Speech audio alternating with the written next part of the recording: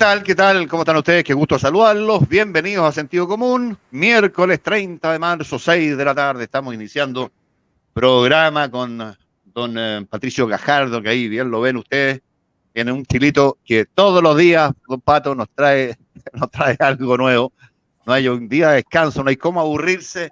Lástima que siempre se nos convoque a hablar casi de las mismas cosas, porque la actualidad está monofocal, diría yo, hoy día en Chile. ¿Eh? ¿Cómo estás, Pato? Muy bien, muy bien. ¿Y tú, Juan José, bien? Bien, sí, bien. Esperando que se produzca el otoño, porque todavía no se produce.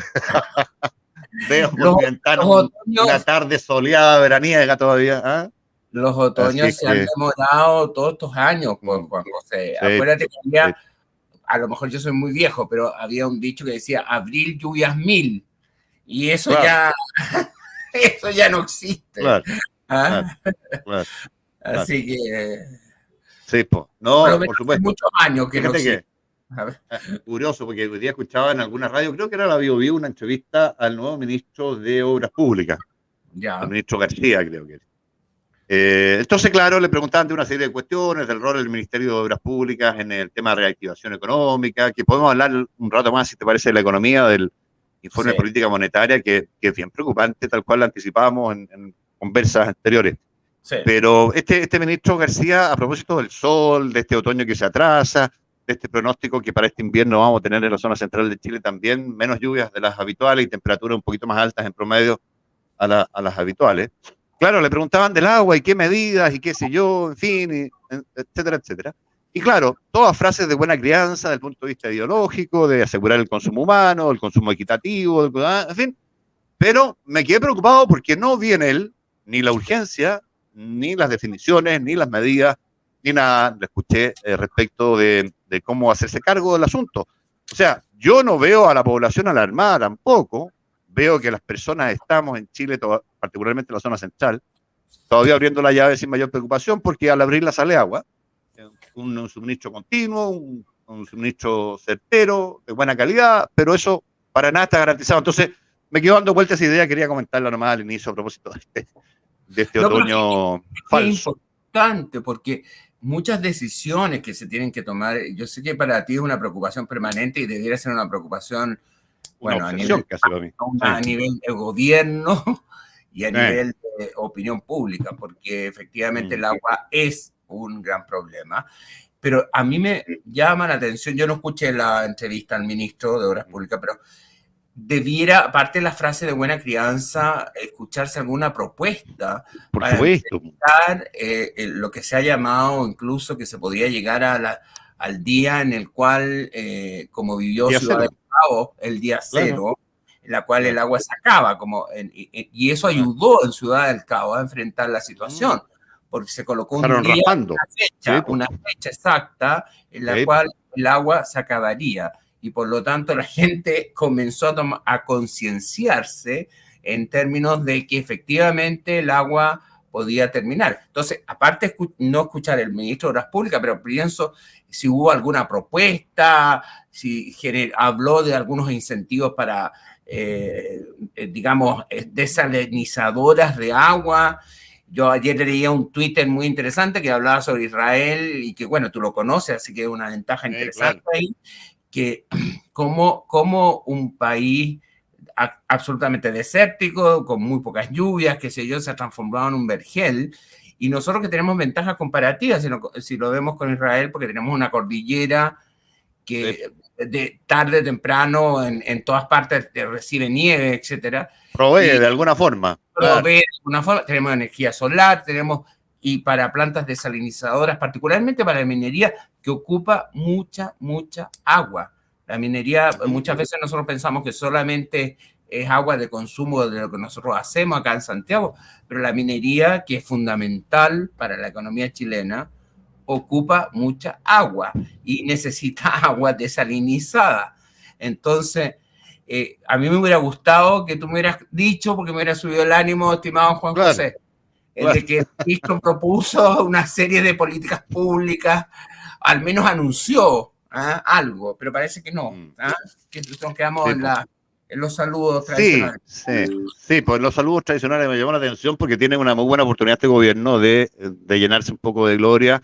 La gestión del gobierno anterior en esta materia no fue mala, pero fue emergencista porque viene siéndolo hace mucho tiempo. O sea, respecto al cambio climático, de las medidas de largo plazo a tomar para mantener el suministro de agua, en general la clase política chilena ha venido llegando tarde, pero absolutamente, bueno, como le ha pasado a gran parte del planeta también. Si este cambio en los regímenes de pluviometría y qué sé yo, o de lluvia, ha sido muy violento, muy rápido, muy acentuado en muy corto periodo de tiempo. Entonces, bueno, esto que le pasa a Chile le pasa a gran parte del planeta.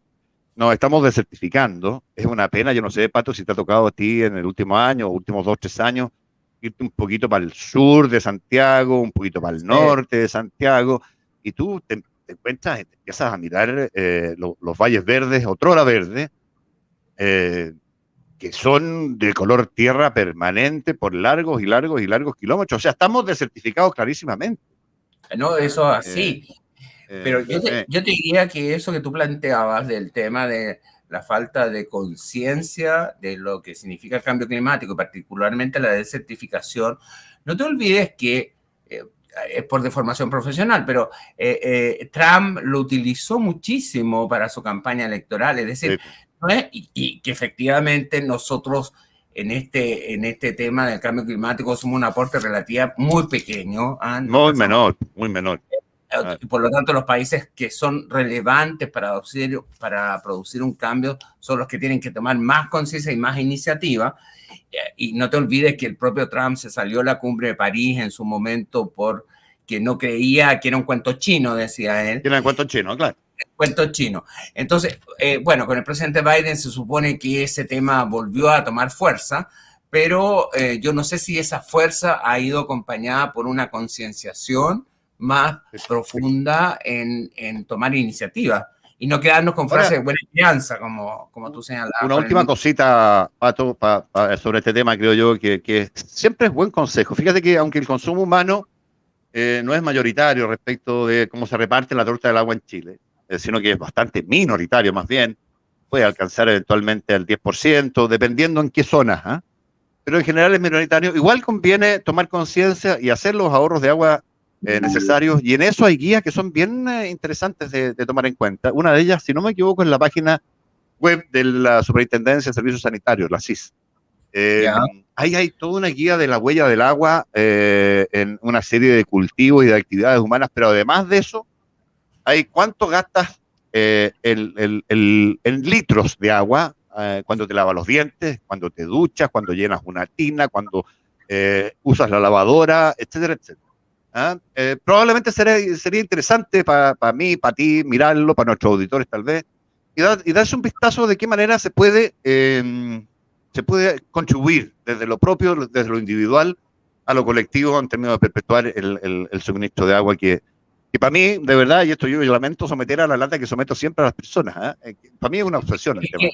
Pero es que esa obsesión es clara y yo creo que es necesaria. O sea, y vuelvo a insistir con el caso de Ciudad del Cabo en Sudáfrica, en el cual el colocar una fecha en la cual la ciudad se iba a quedar sin agua generó justamente ese efecto de toma de conciencia de la importancia y que por lo tanto en qué uno podía contribuir a evitar esa fecha fatal.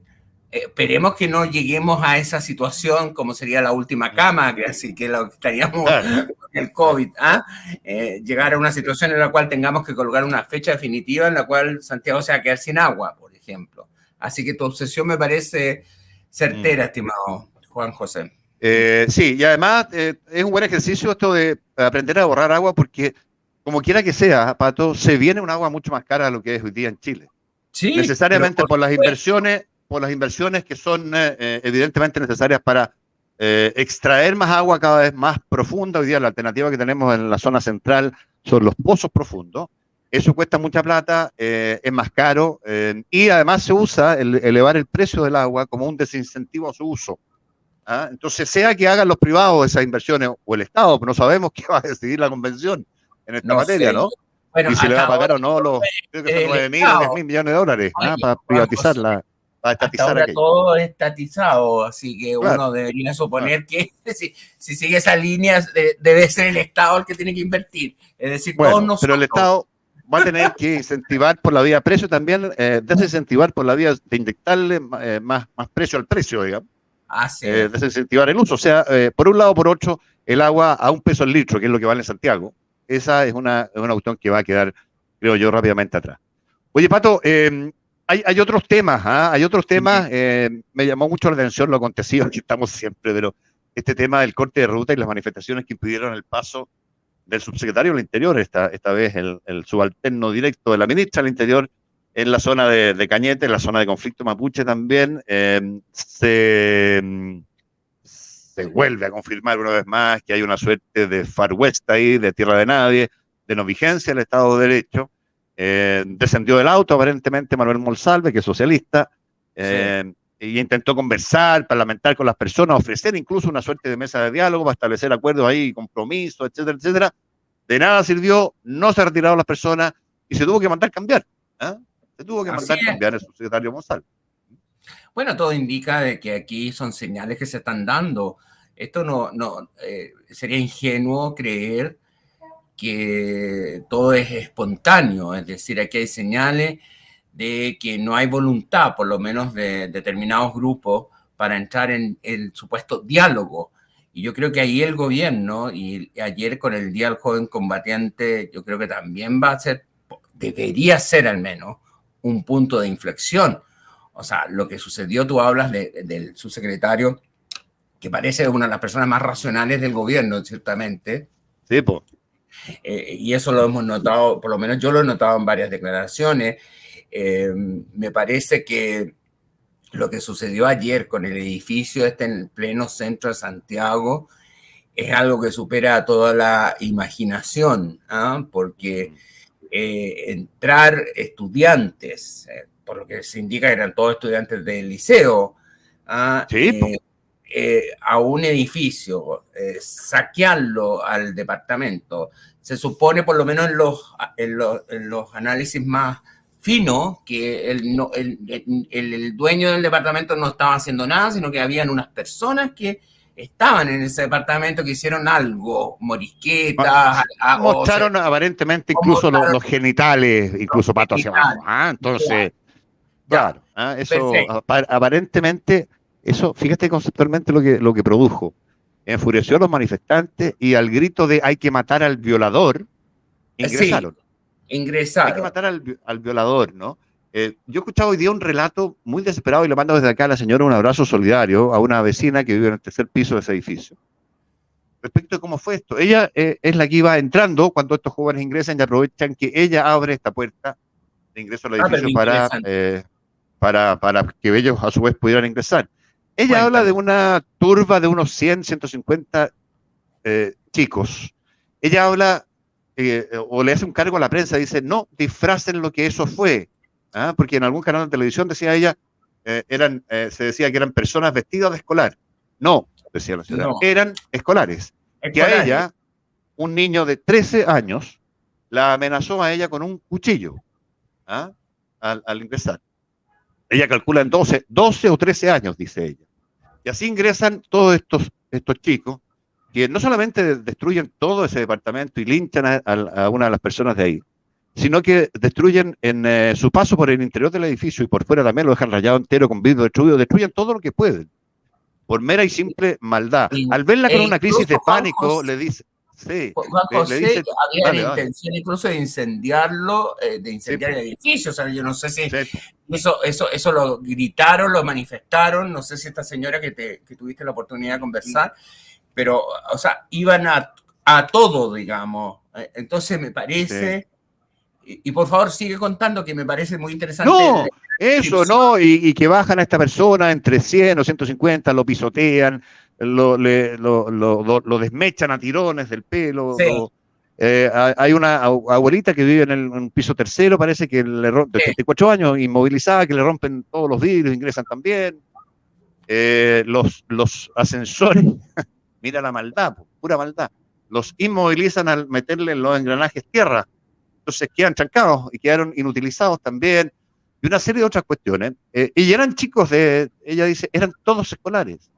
Sí. Escolares hombres y escolares mujeres. ¿Ah? Sí. Pero si se ve en una foto se ve una escolar mujer y un hombre tirando un mueble del piso 5, digamos, que fue el departamento más afectado. Claro. Entonces, la composición tiene que haber sido mixta, y más aún si tú señalas esto del violador, si que efectivamente se produjo esta muestra en los genitales o un cara pálida, no sé lo que se produjo. Aparentemente, no sé. Claro. Sí, pero parece que pero el violador eres tú, eso es un tema muy femenino, digamos, en términos del planteamiento de agresividad o de sentirse agredido. Entonces, yo me preguntaba hoy día en la mañana si la ministra, no la ministra, sino la Defensoría de la Niñez va a plantear una querella contra el dueño del departamento por las manifestaciones, por atentar contra el derecho a manifestarse de los niños, niñas y adolescentes, como siempre ella habla, por esta situación que se presentó y que fue golpeado el dueño e interrumpió, entre comillas, una marcha pacífica.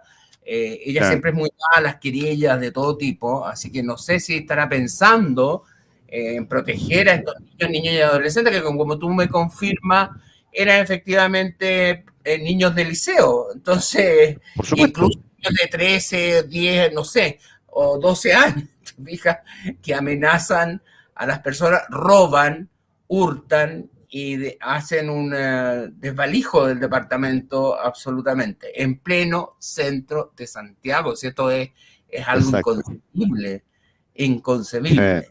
Entonces, el ministro Monsalve y esta situación, y bueno, todas las situaciones que ocurrieron ayer, que al menos señalaban Carabineros que habían sido menos los que habían participado, pero los hechos habían sido incluso más violentos, o sea, menos convocantes, pero sí los hechos habían sido más violentos.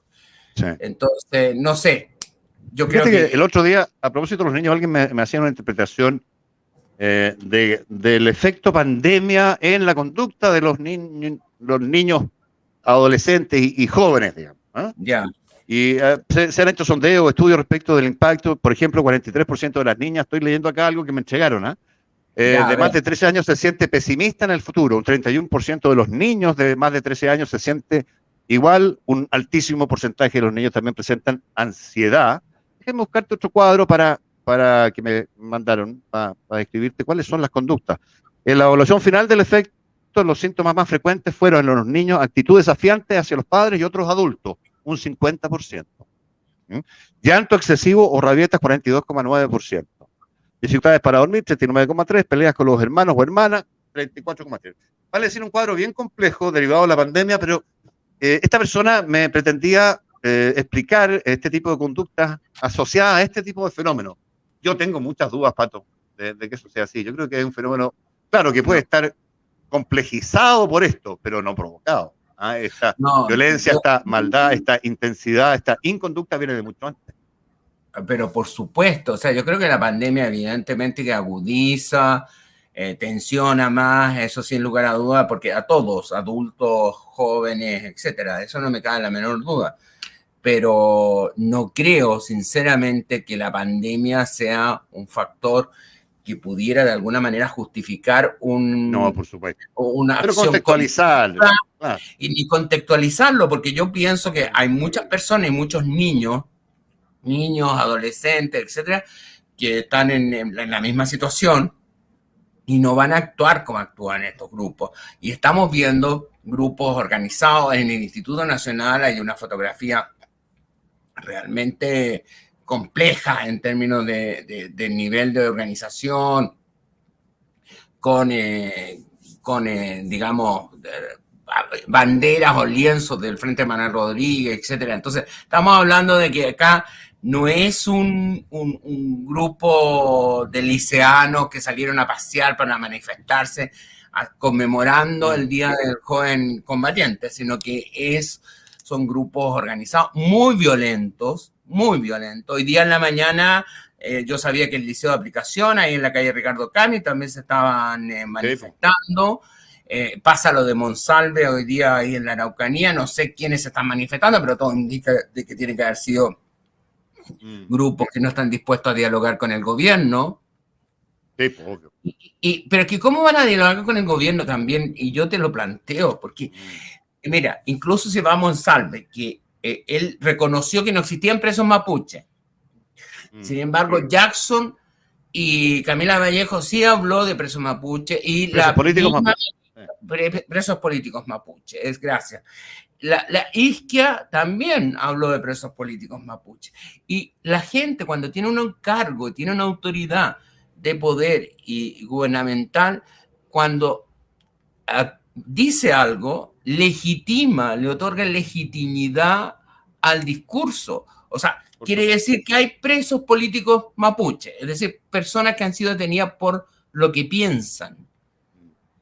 Y si eso es así, bueno, claro, hay razones de más para violentarse o manifestarse o expresarse, pero eso no es así. Entonces, el tema es que si las autoridades utilizan esos términos, porque vimos ayer, por primera vez, Izquia Siches planteando una apuesta solidaria, carabinero y apoyo total a la institución. Sí.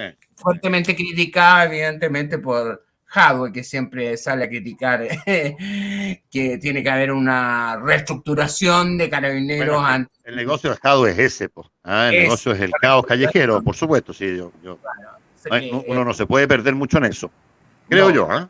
No, pero siempre va a estar presente, porque por lo menos podría haber dicho, bueno, es un avance o deberíamos hacer una reestructuración conjunta o algo. No, pero ahí en realidad él siempre negando cualquier tipo de acción que significa apoyar a las fuerzas que deberían establecer el orden público. Sí, fíjate que vamos a ir a la pausa, Pato. Saludar a parte de los auspiciadores, pero en general me gustaría citarles lo que están diciendo nuestros radioescuchas, ¿no? Ya, pues. Que tienen que con respecto al tema de los adolescentes, de los niños, de los jóvenes, en este tipo de manifestaciones. Eso me parece... Son delincuenciales. Esa es una conducta absolutamente delincuencial, fuera de toda proporción, de todo respeto, qué sé yo. Y hay ahí mucha interpretación que le atribuye parte relevante de las causas a un abandono en la formación o educación de la familia respecto a estos chicos, que son chicos de 12, 13, 14, 15 años, y que, claro, están viviendo con sus padres y han sido... A ver, el contenido de esa educación es de una peor calidad, alguien diría.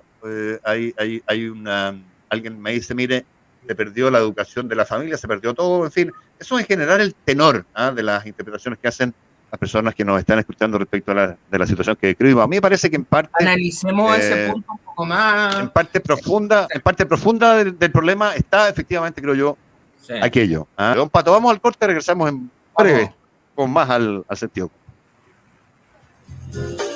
What's that?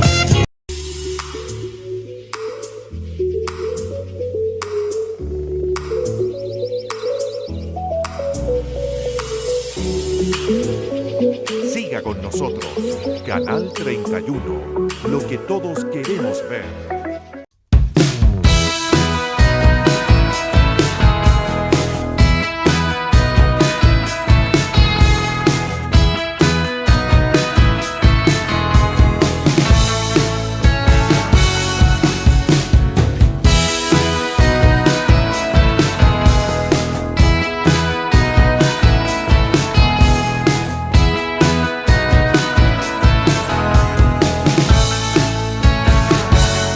¿Sabías que un corredor de propiedades puede ganar hasta el 4% por la venta de una propiedad?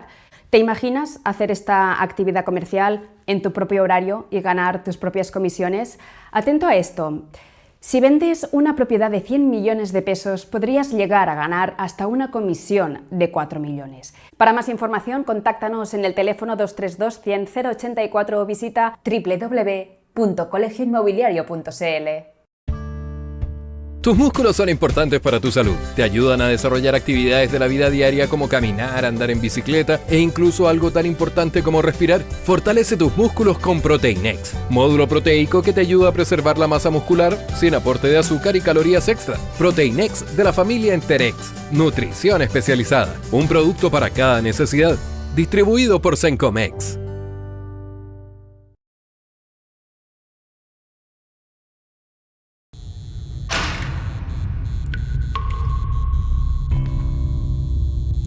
En los momentos más difíciles, cuando vemos todo negro y perdemos las esperanzas, se abre una línea directa.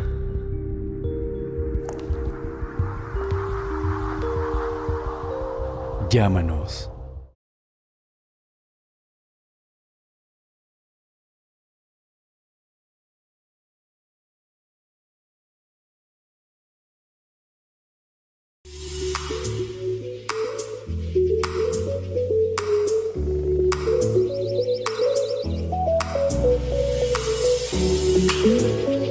Siga con nosotros, Canal 31, lo que todos queremos ver. Estoy. Se cayó de un suácate la transmisión, Pato. ¿Estamos al aire? Sí. Absolutamente. Estamos al aire. Pero tú estabas leyendo comentarios que me parecen muy interesantes, Juan José, en serio. No, sí, no, que tiene que ver con la interpretación que más bien hacen más que yo los auditores respecto de este tema que pareció aprender mucho con ellos.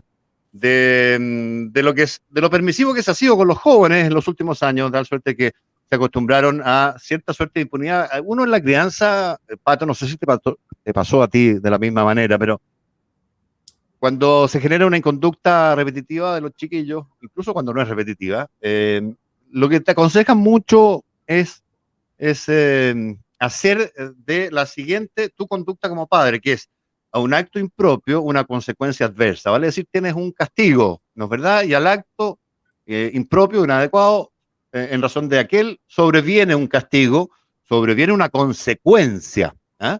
Y hay una impunidad en el actuar de los jóvenes, aparentemente, a través de los años, que ha resultado bastante poco formativa, por así decirlo. En ese punto... En las familias, digo.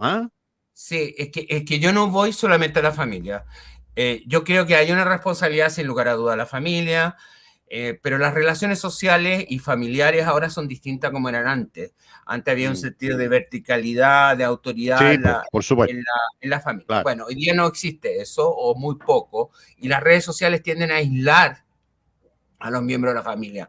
Ya cuando son muchachos adolescentes, que es quizás donde se ve todo este problema de forma más radical, cada uno en su mundo, conectado en su espacio. Pero lo que yo veo problemático, y yo veo como un factor que explica mucho este fenómeno que estamos viendo con los liceos y los colegios, es que nosotros hemos sido incapaces de mantener un sentido de orden y jerarquía y de autoridad dentro de los colegios públicos. ¿Y por qué lo digo los colegios públicos? Porque efectivamente muchos padres están incluso haciendo un esfuerzo extraordinario para mandar a sus hijos a otros colegios pagados o semipagados, pero que no evitando incluso el Instituto Nacional o los liceos emblemáticos que existían, que eran los que daban un sentido de autoridad. Y yo creo que ese sentido de autoridad se perdió, y particularmente a nivel de los colegios públicos, porque ese fenómeno no lo vemos de igual manera, y yo no creo que porque los padres sean mejores en los colegios pagados. ¿Ah? Sí, hay otro tema también que interfiere en esto, que tiene razón algún otro auditor, que es la politización de los liceos emblemáticos como líderes de movimiento estudiantil más amplio. Hay una politización, hay una penetración ideológica evidente, creo yo, y un adoctrinamiento bastante evidente de las fuerzas más reaccionarias en esos espacios. De manera que, claro, es un fenómeno multicausal, Pato. Se juntó el hambre con las ganas de comer y con una serie de otros factores. Y están provocando esta situación bien incontrolable en que se actúa con mucha maldad, con mucha rabia, con mucho desapego a la conducta de vida, con impunidad. En fin, entonces el panorama, creo yo, un poquito desolador. Pero es más desolador, Juan José, si más encima la constituyente rechaza la posibilidad que los padres puedan elegir el proyecto educativo. Es decir, si vamos a estar construyendo, o sea, si vamos en una línea totalmente contraria a lo que tenemos que resolver. Si los padres, efectivamente, yo comparto tu opinión de que los padres tampoco hemos sido capaces de generar un sentido de autoridad que existía antes, ni mucho menos, pero bueno, el mundo ha cambiado. Pero lo que sí es cierto es que el colegio antes te enseñaba ciertos márgenes de orden. Habían alineamientos claros. Puede que había una familia más desaprensiva, otra más jerarquizada, pero en el colegio tú tenías habían ciertos límites muy claramente establecidos. Bueno, ya sea por ideologización o porque los profesores no han sido capaces, o cuando ya a una rectora del Instituto Nacional le tratan de quemar la oficina. Entonces, cuando ya suceden ese tipo de cosas, o se le golpea a un profesor, o qué sé yo, se llega incluso a veces con arma a las salas de clase, estamos hablando de un problema que entonces no tiene resolución ni solución si no se aplica una transformación al modelo educativo en términos de tratar de volver a... hay ciertas cosas que hay que rescatar. El sentido de autoridad es clave. Uno tiene que entender de que hay rutinas, de que hay ciertas jerarquías que uno tiene que respetar en la vida para poder construir esos proyectos que los jóvenes... Por supuesto. Pato, oye, se nos va a ir el tiempo. No quisiera yo dejar sin algún contenido que me parece relevante, porque hoy día se entregó el primer informe de política monetaria del año en marzo. Se hace siempre, lo entrega el Banco Central.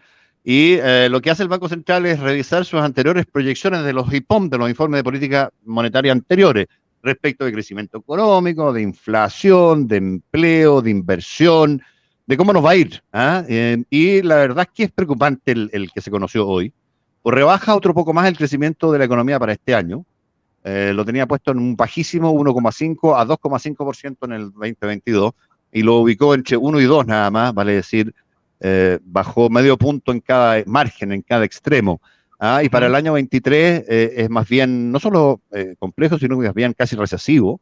La actividad podría contraerse entre 0,25 o crecer 0,75 en ese punto, en ese rango de un punto. Debería moverse, nada, eso no es ni siquiera el crecimiento significativo de la población. Y hay una serie de otros datos respecto de la inflación que puede llegar en algún minuto antes de desacelerarse hacia fines de este año a niveles del 10%. Van a venir nuevas alzas de tasas de interés algo menores de las que se han producido hasta ahora, pero eso va a seguir apretando la actividad en Chile. Y además el consumo, dice, ya está en una senda de reducción de los elevados niveles de gasto del año pasado, proceso que está ocurriendo a una velocidad, te dice, algo más rápida que lo previsto. Eso es muy malo para una economía que había basado su crecimiento sustancialmente el año pasado en un mucho mayor y disparado consumo de las personas porque tenían mayor liquidez. Eso se acabó, dice el Banco Central. Y se ha acabado más rápido de lo previsto. Ya viene esto notándose, y lo leía en las cuentas nacionales de hace un tiempo. En el último trimestre del año pasado se desaceleró muy fuertemente el consumo en ese último trimestre, y este primero de este año también consigna lo mismo. De tal suerte que estamos en una situación difícil. Y fíjate, déjame leerte una frase nomás. En el caso del consumo será clave la elevada base de comparación, el descenso de la liquidez acumulada en los últimos trimestres, parte de la cual se ha destinado al ahorro, y la menor disponibilidad de crédito. Y van a jugar un rol en la inversión, que creen que se va a contraer. La inversión es clave para el crecimiento. Sin inversión no hay crecimiento. Jugarán un rol fundamental las condiciones financieras, que son más estrechas porque es más caro endeudarse, pero la persistencia de una mayor incertidumbre que le atribuyen al funcionamiento de la Convención Constituyente.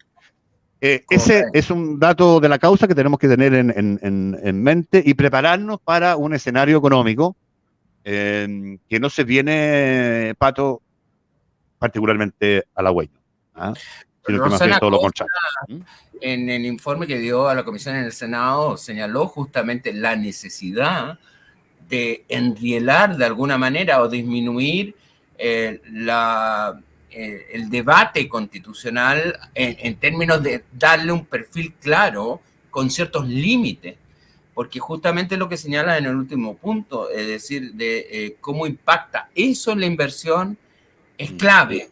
Y si se supone que se va a entregar la Constitución en julio y se plebiscita en septiembre, que esos serían los plazos más o menos estimados, bueno, no sé, vamos la incerteza en las inversiones va a ser...